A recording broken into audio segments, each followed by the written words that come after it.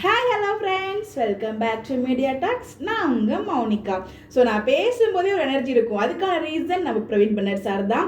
So வீக்கா ஃபேன்ஸை ஹாப்பியாக கொண்டு போகிற மாதிரி ஒரு ட்ராக் வந்து இன்னைக்கு இன்சர்ட் பண்ணியிருந்தாரு.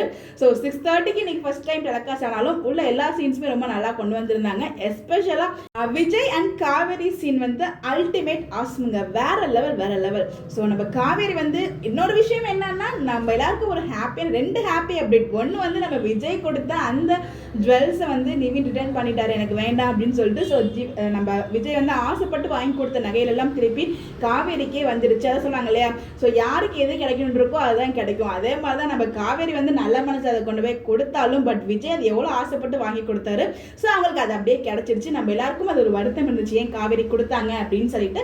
அது வந்து எப்படியோ ரிட்டர்ன் நம்ம காவேரிக்கு கிட்டே வந்துருச்சு. அந்த இடத்துல வந்து விஜயமே சொல்கிறாங்க, இதனால தான் நான் வந்து கொடுக்க வேணாம்னு சொன்னேன், நீங்கள் கேட்ட அப்படின்ற மாதிரியே சொல்லுவார். அது மட்டும் இல்லாமல் அவங்க அம்மா திட்டினதுனால ரொம்பவே கோபம் வந்து அம்மா மேலே வந்து ரொம்ப ஃபீல் பண்ணுவாங்க. ஸோ அவங்க ரொம்ப அழகாக சமாதானப்படுத்துவாருங்க. ஸோ கட்டி அணைச்சி தலையெல்லாம் தடவி கொடுக்குறதுல அது பார்க்கும்போதே அவ்வளோ ஒரு சூப்பராக இருந்துச்சு. அந்த ஜுவல் ரிட்டர்ன் பண்ணது, அப்புறம் இந்த 2 சீன் ரெண்டுமே வீக்கா ஃபேன்ஸை ஒரு பெரிய மகிழ்ச்சியில் கொண்டு போயிருக்குன்னு நினைக்கிறேன், நான் நம்புகிறேன். பட் நான் ரொம்பவே ஹாப்பியாக ஃபீல் ஆன 2 விஷயத்துக்குமே. எப்படியோங்க இன்னைக்கு ஒரு ட்ராக் வந்து கொண்டு வந்துட்டாங்க விஜய் காவேரி ரிலேட்டடாக. ஸோ இந்த மாதிரியே கொண்டு போவாங்களா அப்படின்னு கேட்டால் கண்டிப்பா எப்படிங்க கொண்டு போவாங்க.